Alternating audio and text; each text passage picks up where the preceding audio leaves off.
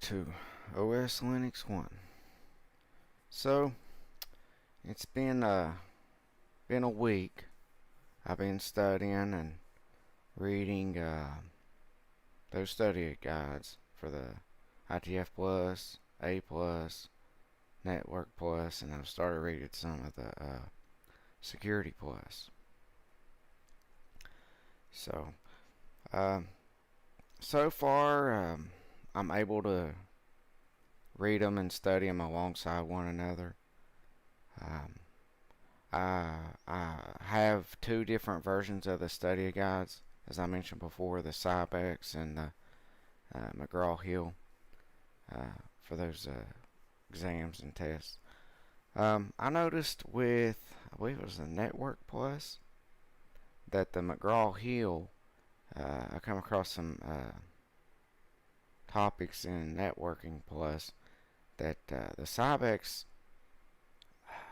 it, it made it difficult to understand what it was trying to explain. Um, but I looked into the McGraw-Hill study guide on the topic of, I believe it was the OSI model topic was one of them. The McGraw-Hill did a little bit better, a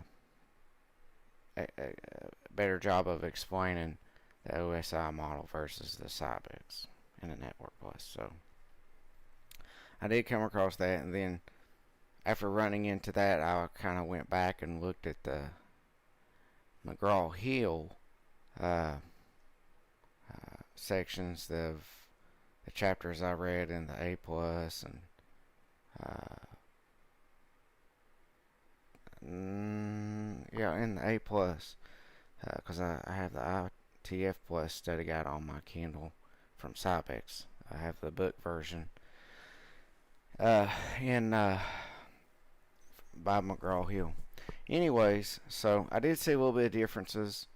So I've been going back and forth through them a little bit, but I'm going to be doing some more studying tomorrow. I'm taking a break today. I've been studying several hours a day all throughout this week and last weekend. So that's where I am with that. I've been looking into more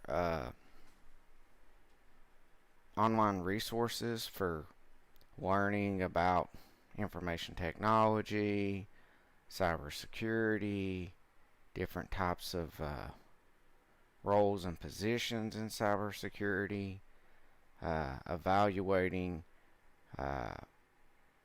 the idea of working in cybersecurity versus the reality of working in cybersecurity. If you get on YouTube, you'll run into experienced people in IT who are cybersecurity analysts or professional pen testers and people that work in a variety of other positions in cybersecurity. So if you're inspired by a TV show or a movie or something like that, my advice, as with many other jobs and careers, you might want to look into what the actual job is like and not base it on the idea of what it's like based on something you've seen in the movies. Because the reality of the job may be much different than what you've seen portrayed in shows or movies. And that's what some of the people that's been doing it for 20 years advise people who are just starting out or looking into getting into cybersecurity to know what they're getting themselves into. Make sure that that's what you want to do. Be familiar with what the job itself is. Because your normal day on the job after you go through the schooling or training or get the certifications, it may not be what you thought it would be like. So my advice, if that's something that interests you or you think you're interested in, cybersecurity or and different positions, I'd look into it uh, to make sure that the actual job is something you actually want to do instead of before you invest all the time and studying and things like that into it before you get involved in it, because reality and what you see in the movies or on TV isn't always the same thing. And that's not just with information technology or cybersecurity, that's with a lot of things. Today we're in Pair OS. I did a little customization. But anyways, so I wanted to point that out. There's a variety of different positions. I should have probably pulled up a link that would give a general idea of different jobs and what that job is actually like, what that actually looks like, you know, when you're actually doing it instead of how it may be presented to you from a variety of sources. One of the things I wanted to cover was SANS. They're expensive. First of all, I'm just going to say that. Their training, their certifications, it's expensive. Um, and I believe with quite a few of them you have to apply and you may not get accepted into any of their programs, but if you have to pay for it, I think, let's see courses. Let's just full course list. Let's just click on side. Let's just go to this cybersecurity and IT essentials. Since this is basically one of the entry level ones before you get any kind of certifications in cybersecurity, this is just kind of like a fundamental IT information and networking and stuff with a little bit of education on cybersecurity. But if you can see here, the GSEC is the certification, but this is the kind of money it costs, like almost $9,000. That's don't even include the certification that says $979. It's supposed to be really good though, but it's very expensive. Okay, I'm not saying I'm going this route, but if I'm not mistaken, there's different ways you can approach this. I believe you can learn at your own pace, take the exam, have the material sent to you, or you can actually go in person, like on a campus, and learn. And you have instructors there and things. But it's supposed to be good. But I just wanted to cover on that. I've been looking at this just to see. Not that I plan on going this route. It's very expensive, but maybe it's an option for some people. But I don't know what it says. Prerequisites. I don't believe you have to have any prerequisites for the essentials. But you can go there and look. I just wanted to cover that first. But they have the GAIAC certifications. Let's go here real fast.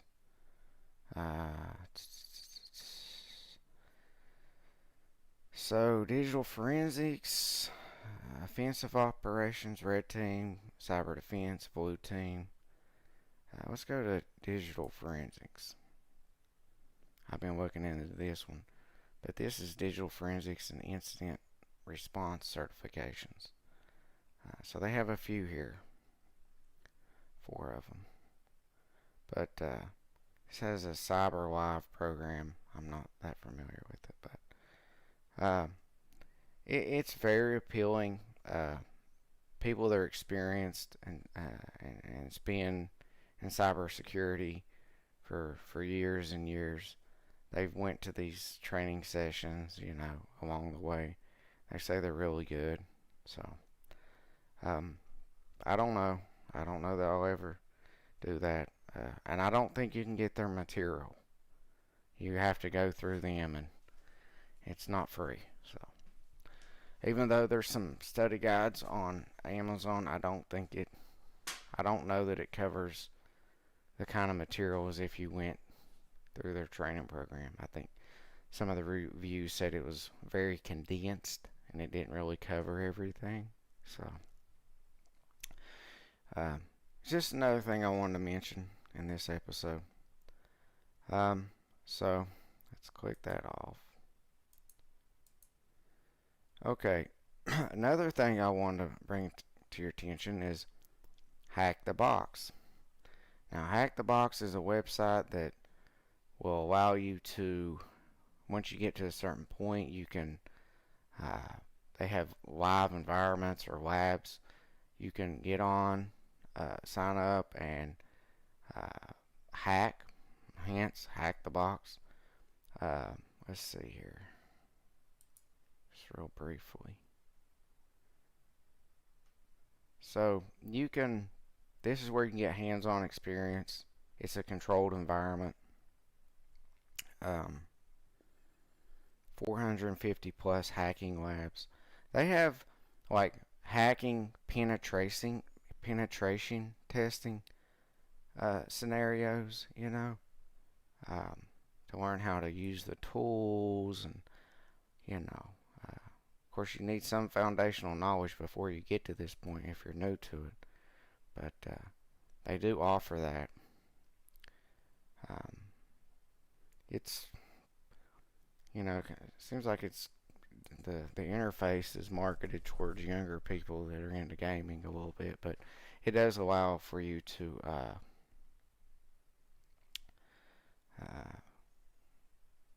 get hands-on experience. They have academy, cybersecurity courses. You can get certifications through them, which would be advised for hands-on experience. You can get certifications with them. So this would be a place to look. Let's see what kind of certifications.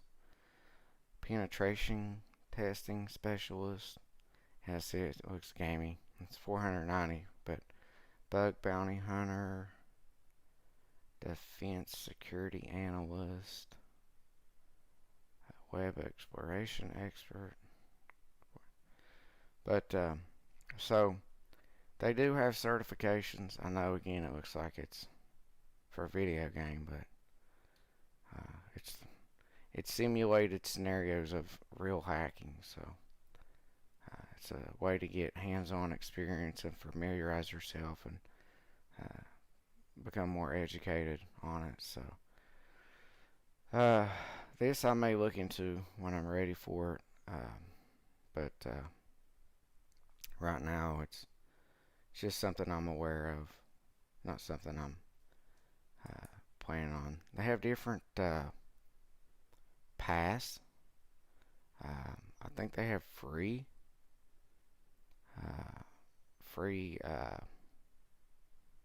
courses or and things like that. But you'll just have to look into it. They offer a variety of different things. But so I'm gonna move on to the next thing. Virus Total. This is another website I wanted to bring to your attention. You can submit suspicious files that you believe may have malicious software on them, malware. Let's see. It should somewhere. Let me see here. Somewhere on here. Oh, how it works. That's what I want to click on. Tells you here what it does. It inspects items with over 70 antivirus scanners and URL, domain, block listing services, etc., etc. So you can submit suspicious files and it will scan it. Just submit it right here. If you don't want to open it, it's on your computer, but you want to have it scanned, can go here, submit the file, and it'll do it for you. So that's another thing that you can take a look at if it interests you. Another one is Gray Noise. This one, you can search for a dangerous IP address. Today, let's see what today is. These are malicious IP addresses. And it tells the organization. So, I mean, last seen. So, it gives you information about malicious IP addresses. Not too familiar with this. I just recently learned about this. But, hell, top countries. Unknown, malicious, benign. But, let's see. Analysts. I think you have to sign up for some of these things. But, anyway, so there's something that you can look into. Again, I don't know a whole lot about it. Mass exploration. It's intelligence.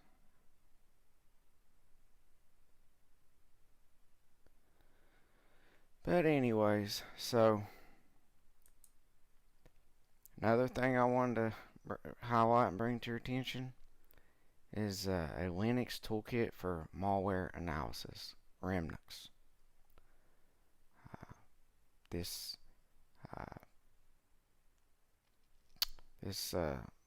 you can download this tool set. It has a lot of different types of software for conducting forensic analysis. Somewhere on here, let me see something. Let's go to documentation. Kind of gives you a idea of the different types of tools here.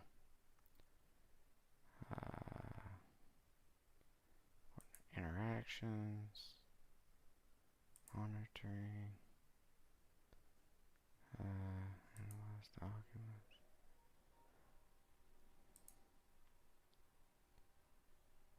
Yeah, like you can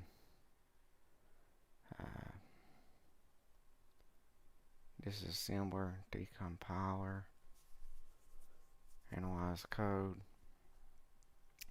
I don't know how to use all this stuff, just to be honest with you.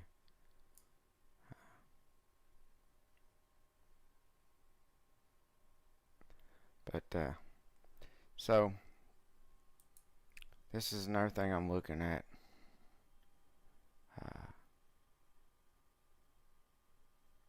For conducting digital forensics. So let's move on to the next. Another one is by Rapid7, Velociraptor. It's something I'm also new to. I haven't looked into.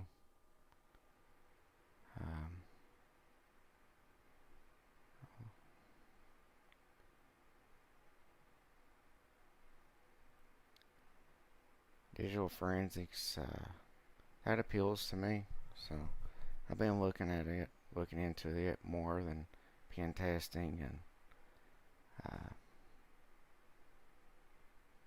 other things. So I'm going to look at this one later, Lord willing. Another one is Tenable Nessus. I think this one you have to actually pay for.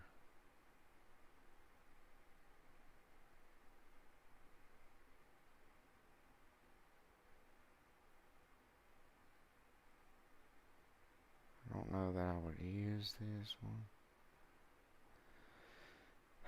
Anyways, another tool that you can use that's both with Kali Linux and on Pear OS, and you can download it on Windows, it's a tool called Autopsy. It allows you to let's just go to about. Oops. Come on. It allows you to inspect files.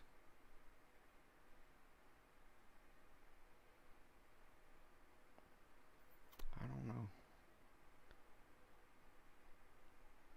Yeah, it allows you to extract files, and if there's any hidden information on them. My mouse doesn't want to work.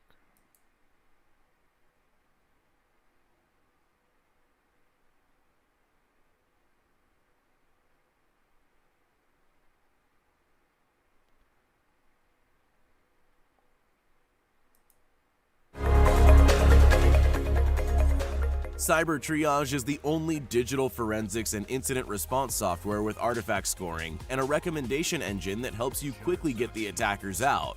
With Cyber Triage, you can understand what happened on a host in minutes instead of hours. Let's look at how it works. To get the data you need, regardless of the scenario.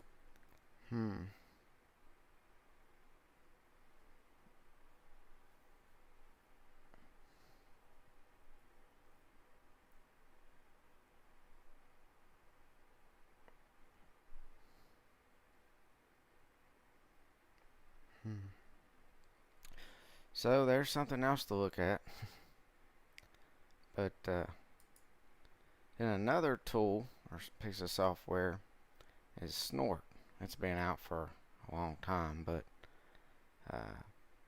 it's an intrusion prevention system.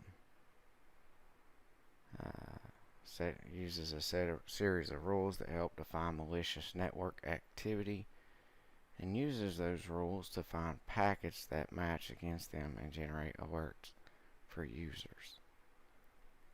So I believe this kind of acts as a prevention system, in the sense that past the firewall, before it gets to your computer itself, it alerts you to any suspicious activity on the network. Simply put, a little bit more complicated, to be honest, but let's see, documents, official documentation. Let's see.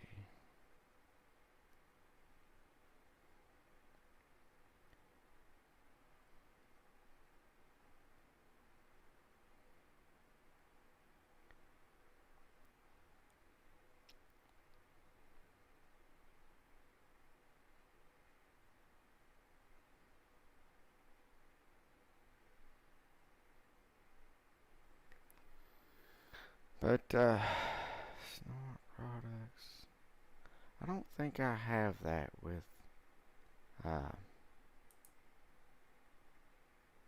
don't think I have that with the tool set that came with Pear OS. Let me see something here.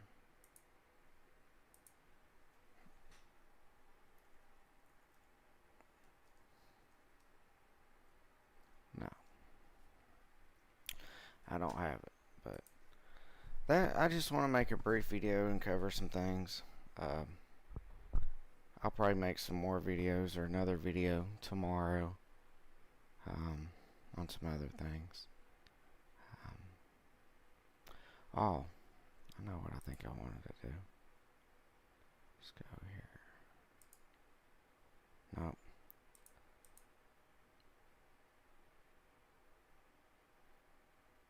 Digital forensics.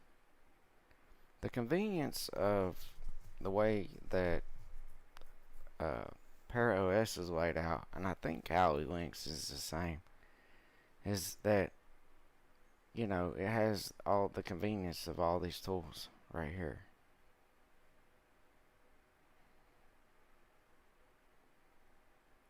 You know, so it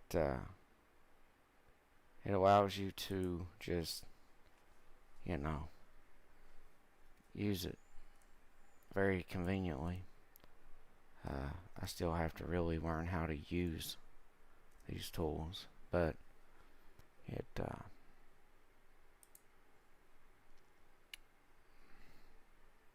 allows you to search for files and things like that.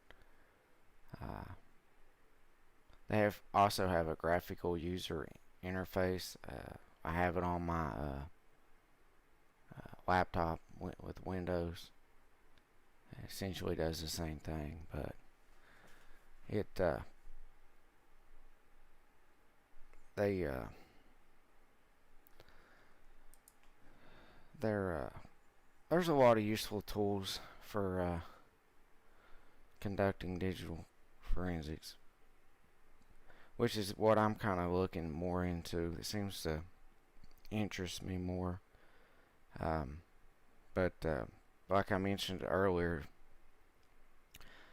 sometimes people get into that, like digital forensics investigator, and they come to find out that they don't want to do the job. Um, because sometimes they may be called upon to work with law enforcement, and they may be required to access some files on a device that belongs to somebody, and may be exposed to things that they did not want to see. Well, I'm not going to go any more into detail than that, but you can imagine. And well, it just become too much. And someone had been doing it for years and years. Worked with someone who went to college for 4 years. I believe in computer science, got their certifications, and got into digital forensics investigations. And they didn't always just work for law enforcement. They did a lot of investigations for college universities and things like that. And but in one specific incident, he recalled and mentioned that they were called to help out with an investigation with the local law enforcement or something, and they end up having to access files and see things and witness things that they did not want to see. And the person ended up quitting the job after it and had to go and seek therapy after the fact. So, like he said, it's not for everybody. I don't want to find myself in a situation like that. I would set limitations on what I would be involved with. Of course, if it's some pedophile or something like that, you don't want them to get away with that stuff. But I couldn't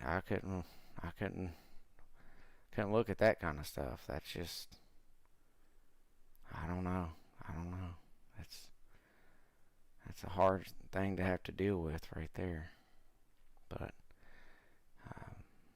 I could imagine that you just, and it might not just be that. It may be a variety of other things that just makes the job not what you thought it would be, not something you thought that you would see like on TV or in a movie or something. It may turn out to be stuff you don't really want to see, and or even have to investigate something like that, or participate in an investigation like that. But when you possess those kind of skills and knowledge, sometimes that's part of an investigation, is accessing encrypted files or something someone's tried to delete off their computer that would be evidence against them. So sometimes that has to happen, but that's just the way it is.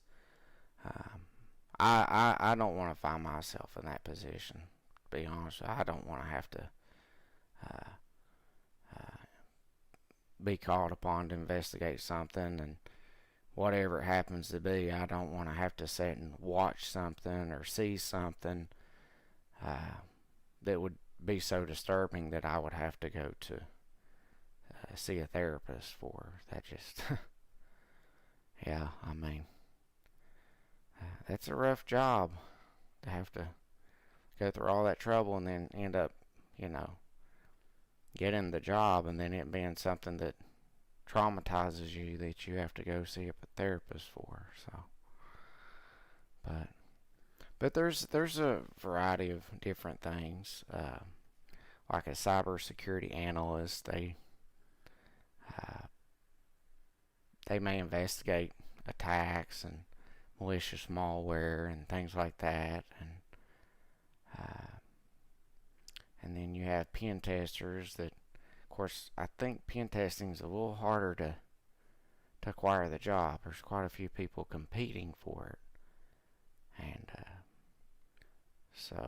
and again, based on some of the people that's been doing it for years, it can be a very stressful job because if something goes wrong, they look at you like you're supposed to prevent this from happening, but cyber attacks, it changes. You have to try to uh, stay at the bleeding edge almost, because cyber criminals are always looking for vulnerabilities and new strategies and tactics, especially if they think they can get money. They'll work hard for $10 million or whatever if they think they can get it. But so I don't seem to sound like I know, like from someone who's been doing it for years and years, but based on listening to people who have, uh, you know, uh, you want to maybe look into it and see if what the job is actually like, where you would actually get a job yourself, where you live at, and see if you would actually like to do it, because it may not be what you thought. It may be boring. It may be stressful. You may be exposed to things you don't want to be exposed to, and it may just be a completely different experience than watching some show like Mr. Robot or something you've seen in a movie. The way it really works isn't the same as far as like it being a career and a job. So, my advice, based on other people's advice, that's something to take into account and to consider. So, I'll see you again here next time on OSLinux1. If you like the content, if you want to hear anything else, if you want to leave any comments, click the like button if you like it, subscribe, and I'll see you again here next time on OSLinux1.